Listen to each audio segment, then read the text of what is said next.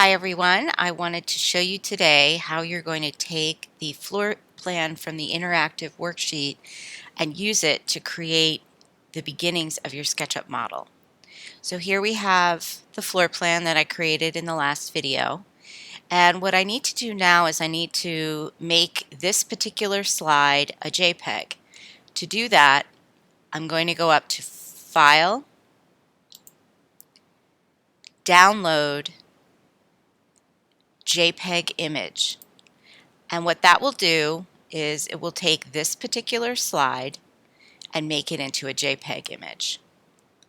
It will be in my Downloads file on my computer. I'm going to open a new SketchUp file.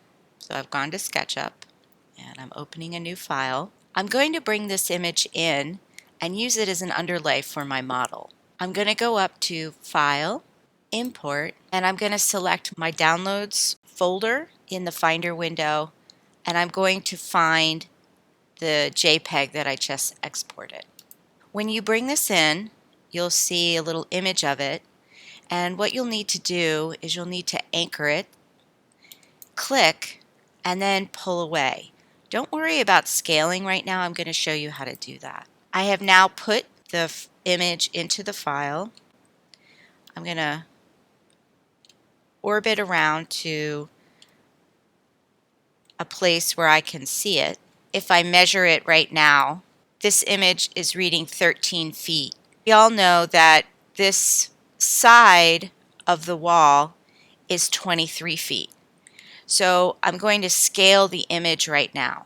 Orient your image so that you have a good view and are close enough that you can see both sides of the walls. You're going to click on the measurement tool, zoom into the spot where those two walls meet, click, and start to drag your cursor over so that it snaps to one of the axes. And then you're going to try to zoom in and click again on that point where the other side of the walls meet on the inside. And then go ahead and click again. Now, before you touch anything else or change anything else, you're going to type in the length of that wall.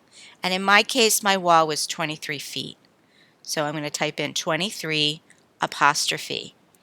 And I'm going to click Enter. A dialog box will come up and ask me if I want to resize the model.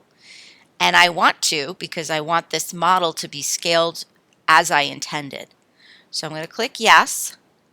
And you will see that the model rescales to something that looks more appropriate. And if you look at the figure here on the left hand corner, you can see that. So this gives you a good starting point so that you can draw on top of your image. Now we need to take this image and we need to lock it so that when we draw over it, it doesn't move and we don't accidentally select it. You'll need to go up to the window, click and turn on the entity info box and the layers window.